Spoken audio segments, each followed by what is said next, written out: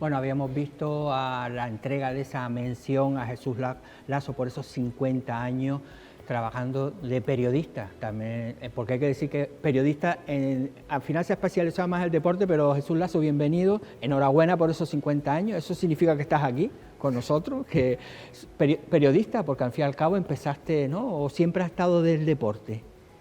No, he hecho de todo. Lo que pasa es que después pasan esas cosas, ¿no? Que un día haces una cosa y ya te quedas ahí y para siempre, ¿no? Parece que no has hecho otra cosa, pero sí he hecho...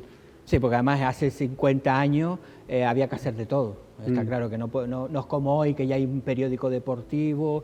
No. Aquí en Lanzarote no, aunque en Canarias sí. De hecho, creo que tú empezaste, ¿no? Relacionado con en un semanario deportivo a nivel de... Yo empiezo en el año 73 en una revista que se editaba en Las Palmas, se llamaba Canarias Deportiva, que simplemente, y había que tener mucho mérito ya el que se le ocurrió Sí, la idea. dices tú simplemente, pero no es lo que hablamos.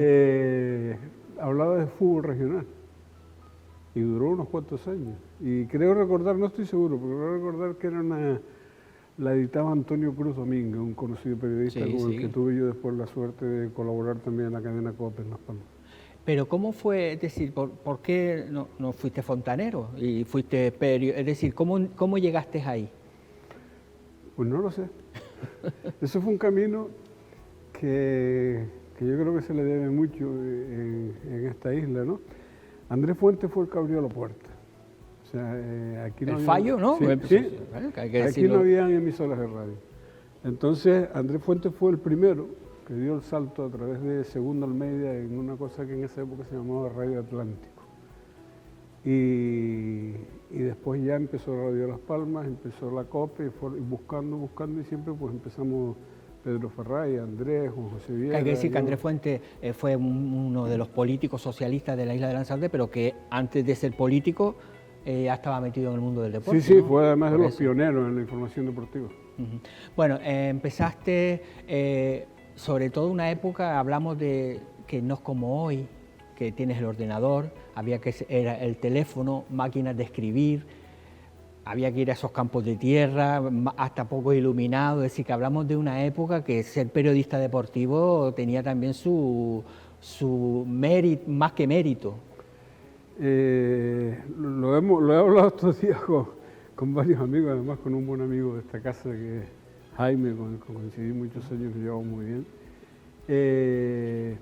Yo llegaba cuando yo empecé a ir a la península, primero que eran recorridos de cada fin de semana de 400 o 500 kilómetros ida y vuelta, ¿no? Espera, cuando iba a la península... Eso ya fue a partir del 85. Pero ibas a cubrir Primero balonmano y después el fútbol, Lanzarote, ¿no? Que jugó en segunda división. Entonces, B, ¿no? lo que tú me estás diciendo, o sea, yo hoy veo los medios que hay, y antes llegabas a un pueblo y tenías que empezar a mirar a ver dónde encontrabas 4 torres, allí estaba el campo, para allá tenías que tirar, a ver cómo llegaba, hoy ya todo te lo dan, hecho, ¿no? Y había otra cosa curiosa, la información.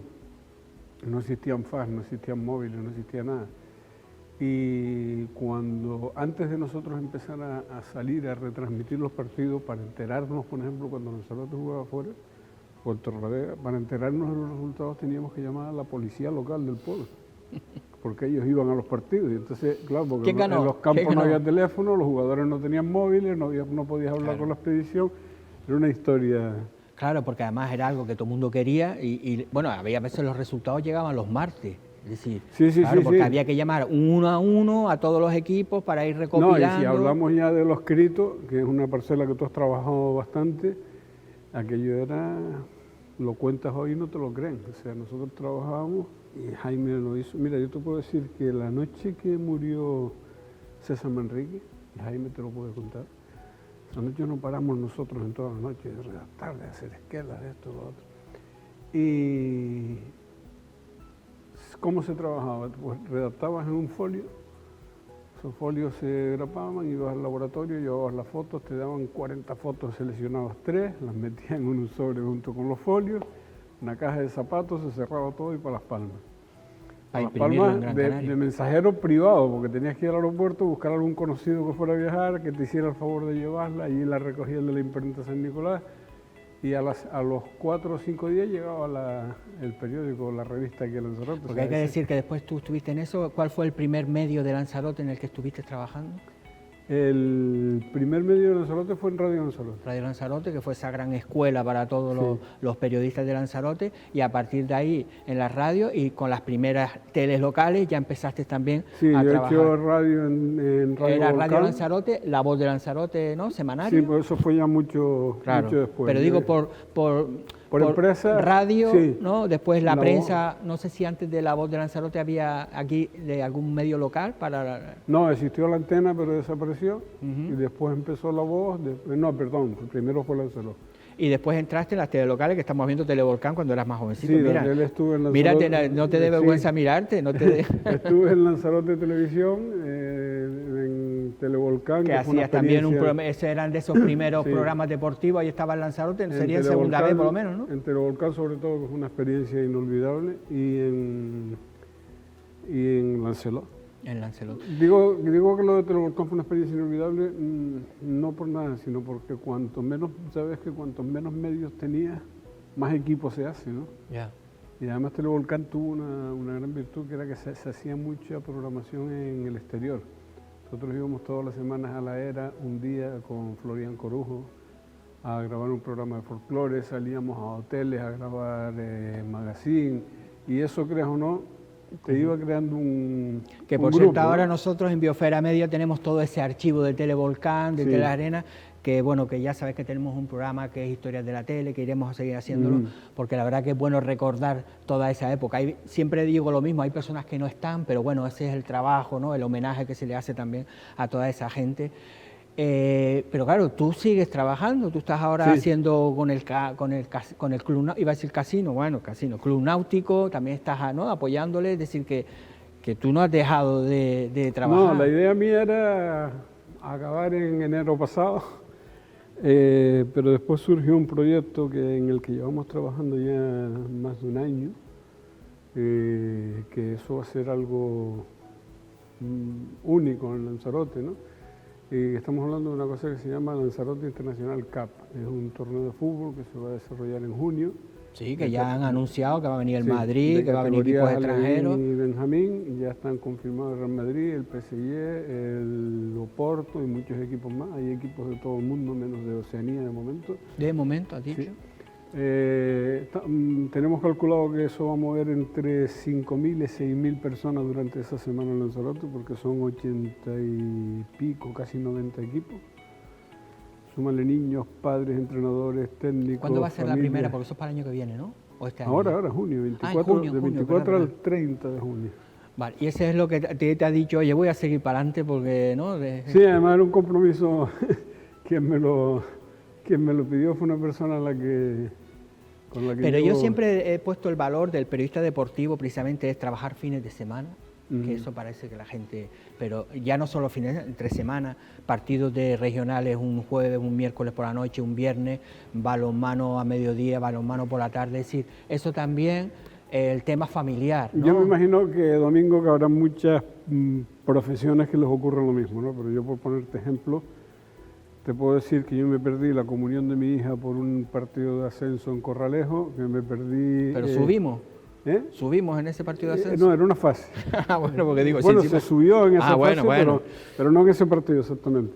Me perdí el entierro de mi suegro porque esa noche retransmití yo un partido que acabó a la 1 de la mañana, recuerdo, en Pontevedra. No sé si recordarás que fue cuando Lanzarote se eliminó con el Pontevedra y después le tocó el Atlético de Madrid en Copa.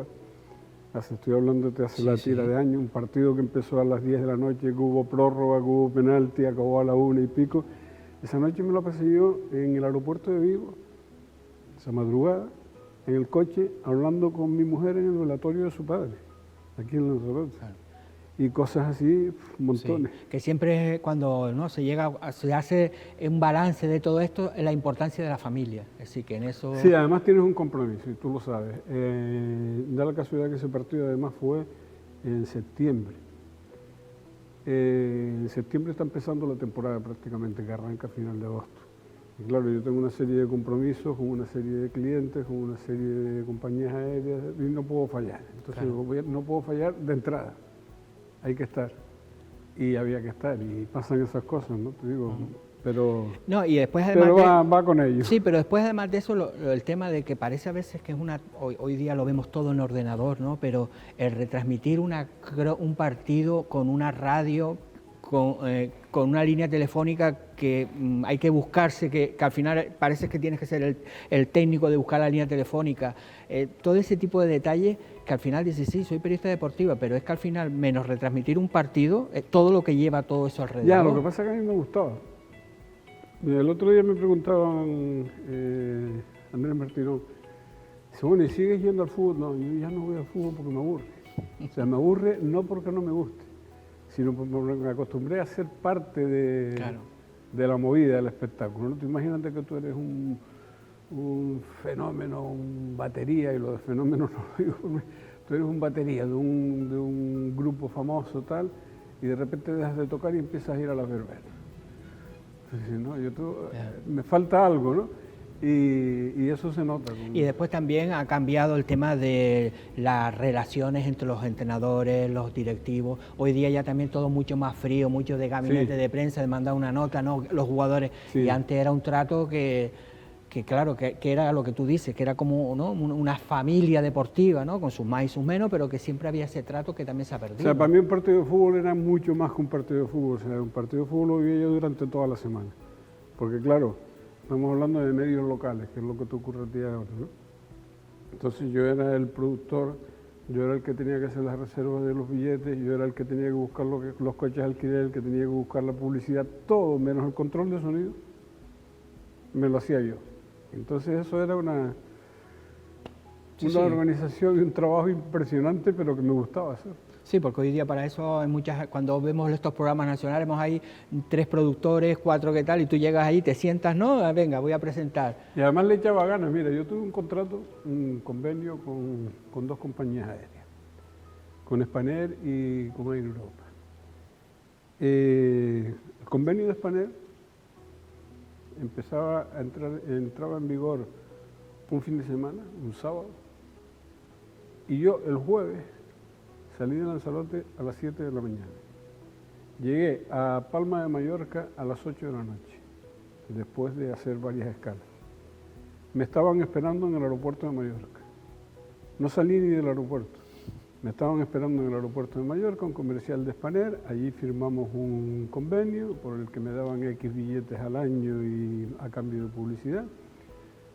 Y al día siguiente a las 8 de la noche llegué a Lanzarote. Eso fue un viernes, para después el sábado ya viajar otra vez a través de ese convenio con Lanzarote. Todas esas cosas tenía que gustarte mucho para... Sí, no, desde luego, desde luego. Porque estamos hablando que después tampoco era, y si no es que me hago millonario siendo periodista. No, yo eso de firmar contratos en un aeropuerto lo he hecho 2 veces. Una vez con Spanair en Mallorca y otra vez en el aeropuerto de Gran Canaria. Recordarás fase de ascenso a segunda vez también con la Unión Deportiva Telde, una vez que Coalición Canaria se metió en la movida a través de Cándido Armas y Pedro Sanginés. No sé si te acuerdas, llevaron una banderola enorme al estadio, una bandera canaria. Ahí fui yo también, estando en Radio Lanzarote, a firmar un contrato con el Telde, lo firmamos también en el aeropuerto de Las Palmas, pues bajarme del avión, echarnos un café, firmar y volver para tener la exclusividad de la televisión para el partido. Claro, y después hablamos, yo creo que incluso con los pocos medios que había, primero los equipos también llegamos a tener una época dorada, ¿no? Con el fútbol, con el baloncesto, con el balonmano, es decir, tuvimos una época dorada que claro, eso era doble de esfuerzo para el periodista deportivo de Lanzarote, que claro, cuando se subía el equipo de segunda B, se había que ir con el equipo de segunda B. Yo no sé si hoy día lo haríamos, ¿eh? Yo no sé si hoy día... Bueno, había que ir. Yo creo que fueron 2 medios en toda la historia, hubieron otros compañeros que lo hicieron, no lo hicieron tan continuado como lo llegué a hacer yo, pero estuvieron alguna vez, pero era complicado. Era complicado. Tenías que montarte 18, 19 viajes al año, más los de Copa, y estamos hablando de sitios complicados, de llegar a Ceuta, de llegar a Melilla, de llegar a Baleares, y no era tan fácil. Yo llegaba a hacerme un fin de semana pues en algunas ocasiones hasta 1.200 kilómetros. Claro. Yo llegaba a Madrid un sábado a mediodía, cogía el coche, me iba a Ferrol o a Vigo, si era para el norte, o a Sevilla, o a Málaga, o a Cáceres, o a Badajoz, o a Alicante, o a Valencia. Llegaba, hacía el partido y con la misma volvía. Claro. Y después dice, mira que parece que está cansado retransmitiendo el partido, ¿no? Era no parar. Gracias. Después que si empezamos a sumar en estos 50 años los kilómetros que has hecho, bueno, damos la vuelta al mundo varias veces, ¿eh? Bueno, te digo, yo pero muchísimo, ¿eh? De una media no, habían viajes, por ejemplo, Madrid-Ferrol o Madrid-La Coruña, viajes de 1.200 kilómetros ida y vuelta entre sábado y domingo. Que eso es mucho valor, y mucho la mayoría de las veces iba solo, otra vez iba acompañado, pero... Sí, pero claro, eso es de la carretera y lo que eran las carreteras de antes. Tuve la suerte durante una época que ya me esperaban, ¿no? O sea, yo tuve compañeros que hoy están trabajando en diferentes medios de todas las islas y por eso tengo muy buena relación con todos ellos, que se enteraban cuando yo iba a Madrid. Entonces ya te llamaban el sábado. Oye, vienes mañana que Lanzarote juega en Leganés o que Lanzarote juega en Alicante. Sí, voy esta tarde. Mira, ¿me haces el favor? ¿Puedo ir contigo? Vale. Entre ellos Ignacio Sánchez Acedo, el amigo Roy, un montón de periodistas deportivos de hoy, de los que hoy te firman las crónicas del Tenerife, de la Unión Deportiva de Las Palmas, que estaban terminando sus carreras en Madrid. En el caso de Ignacio estaba haciendo que hoy es jefe de deporte de Canal 7. Estaba haciendo de becario en sus prácticas en un partido político en Madrid y son cosas que te van quedando por Son épocas de lo que era y lo que era una profesión y lo que ha sido de dura, porque hay que decirlo así, que son cosas que han tirado. No, es que es un periodista deportivo, eso que guay sentarse en la tele o en la radio, no, estamos hablando de todo lo que hay detrás, que para que al final la gente sepa quién es el resultado y después encima los mosqueos de muchos equipos, muchos presidentes. Yo creo que sobre todo era el atrevimiento, ¿no? O sea, cuando yo me planteo delante de mi jefe en aquella época, Agustín Acosta, en el año 85, y le digo que me voy a ir a Madrid cada 14 días a retransmitir partidos de balonmano del Torrelavega. Estamos hablando del 85, ¿eh? Que no es como ahora, o sea, que tienes un avión para ir y otro dentro de un día para volver. Y que había que buscarse la vida. Y nunca, y siempre pudimos, fíjate tú, cada vez que empezamos una aventura de esa, una temporada, siempre la finalizamos. Siempre, sin problema. Y aquí está, 50 años después, para contarnos todo esto y los que te quedan. Jesús, gracias por venir, por hablar un poquito de esa trayectoria deportiva que al final la hemos seguido muchos de nosotros y seguramente muchos de ustedes también cuando han seguido sus equipos deportivos.